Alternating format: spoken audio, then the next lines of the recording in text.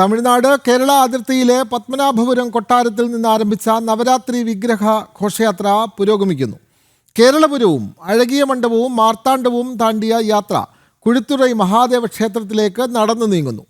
താലപ്പൊലിയും വാദ്യമേള ഘോഷങ്ങളുമായി ഭക്തർ വലിയ സ്വീകരണമാണ് യാത്രയ്ക്ക് വഴിനീളെ ഒരുക്കിയിട്ടുള്ളത്.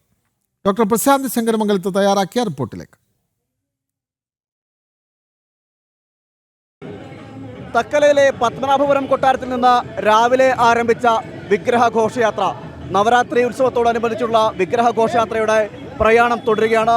ഈ രാജവീഥികളുടെ ഇരുവശങ്ങളിലൂടെയും നിരവധി ഭക്തജനങ്ങളാണ് യാത്രയെ വരവേൽക്കാൻ കാത്തു നിൽക്കുന്നത്. ഇപ്പോഴും ഈ സമയത്തും യാത്ര തുടരുന്ന ഒരു കാഴ്ചയാണ് നമുക്കിവിടുന്ന് കാണാൻ കഴിയുന്നത്. ബാലികാ ബാലന്മാർ താലപ്പൊലിയേന്തി യാത്രയെ അനുഗമിക്കുന്നു. അതോടൊപ്പം തന്നെ നിരവധി ഭക്തജനങ്ങളാണ് ഈ യാത്രയുടെ ഇരുവശങ്ങളിലും അണിനിരക്കുന്നത്. മുന്നൂറ്റി നങ്കയും കുമാരസ്വാമിയും വേളിമല കുമാരസ്വാമിയും തേവാരക്കെട്ട് സരസ്വതി ദേവിയെ അനുഗമിക്കുന്നു. മുന്നിൽ വാളേന്തിയ രാജപ്രതിനിധി, അതോടൊപ്പം തന്നെ പിന്നിൽ തേവാരക്കെട്ട് സരസ്വതി ദേവി. ഇങ്ങനെ യാത്ര ഈ രാജവീതിയുടെ ഹൃദയഭാഗത്തു കൂടി കടന്നു വരികയാണ്. ഇപ്പോൾ മാർത്താണ്ഡവും പിന്നിട്ട് യാത്ര മുന്നേറിക്കൊണ്ടേയിരിക്കുകയാണ്. രാവിലെയാണ് ഈ യാത്ര ആരംഭിക്കുന്നത്. തേവാരക്കെട്ട് സരസ്വതി ദേവിയുടെ എഴുന്നള്ളിപ്പോട് കൂടിയാണ് രണ്ടാം ദിനം യാത്ര ആരംഭിക്കുന്നത്. ആ രണ്ടാം ദിനം യാത്ര ഇപ്പോഴും തുടരുകയാണ്. ഇരുവശങ്ങളിലും നിരവധി പേരാണ്, ഭക്തജനങ്ങളാണ് യാത്രയെ വരവേൽക്കാൻ നിൽക്കുന്നതെന്ന് നമുക്ക് കാണാൻ കഴിയും. താലപ്പൊലിയേന്തിയ ബാലികാ ബാലന്മാരടക്കം ഈ യാത്രയുടെ മുന്നിൽ അണിനിരക്കുന്നു. അതോടൊപ്പം തന്നെ നമുക്ക് ഈ യാത്രയിൽ രാജപ്രതിനിധിയെ കാണാം. ഉടവാൾ ഏന്തിയ രാജപ്രതിനിധി കൂടി കടന്നു വരുന്നു. അതിന് പിന്നാലെയാണ് ഭഗവതിയുടെ എഴുന്നള്ളത്ത് നടക്കുന്നത്. ദേവി എഴുന്നള്ളി തിടമ്പേറി എഴുന്നള്ളി വരുന്നു. ഇങ്ങനെ വളരെ മനോഹരമായിട്ടുള്ള ഈ യാത്ര, ആ യാത്രയെ വരവേൽക്കാൻ നാടും നഗരവും ഒരുങ്ങുന്നൊരു കാഴ്ചയും നമുക്കിവിടെ നിന്ന് കാണാൻ കഴിയും. ഭക്തജന സഹസ്രം ഈ രാജവീതിക്ക് ഇരുവശങ്ങളിലേക്കും എത്തുന്നൊരു കാഴ്ചയും നമുക്ക് കാണാൻ കഴിയും.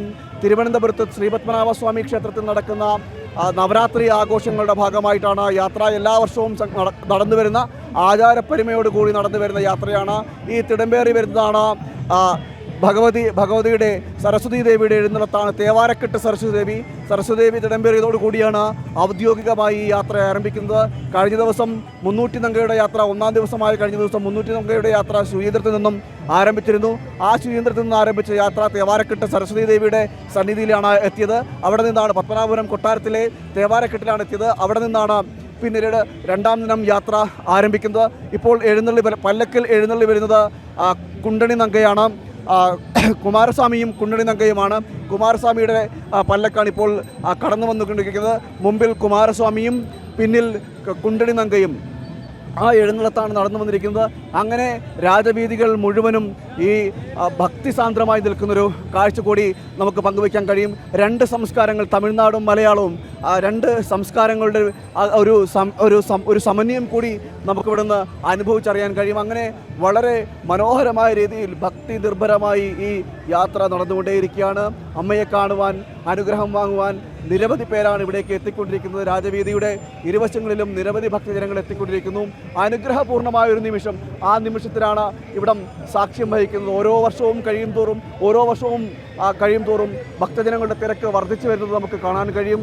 കഴിഞ്ഞ മുൻ വർഷങ്ങളെ അപേക്ഷിച്ച് വലിയ തിരക്കാണ് ഭക്തജനങ്ങളുടെ ഈ ക്ഷേത്രസന്നിധിയിൽ നിന്നും ആ ക്ഷേത്രസന്നിധിയിലേക്കുള്ള ആ ഭക്തജനങ്ങളുടെ തിരക്ക് നമുക്ക് കാണാൻ കഴിയുന്നത്. പോലീസിൻ്റെ സുരക്ഷാ സന്നാഹം ഒരു ഭാഗത്തുണ്ട്. തമിഴ്നാട് പോലീസും അതോടൊപ്പം തന്നെ കേരള പോലീസും സംയുക്തമായി സുരക്ഷ ഒരുക്കുന്നു. അങ്ങനെയാണ് ഈ യാത്ര നടന്നു വരുന്നത്.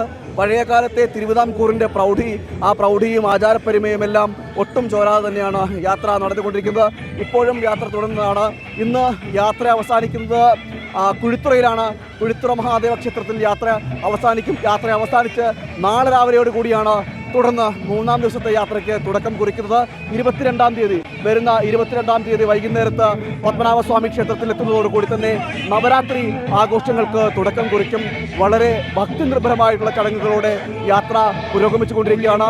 ഇനി ഏതാനും മണിക്കൂറുകൾക്കുള്ളിൽ കുഴിത്തുറ മഹാദേവന്റെ സന്നിധിയിലേക്ക് യാത്ര എത്തിച്ചേരും. അതോടുകൂടി ഇന്നത്തെ രണ്ടാം ദിനം യാത്ര അവസാനിക്കുകയും ചെയ്യും.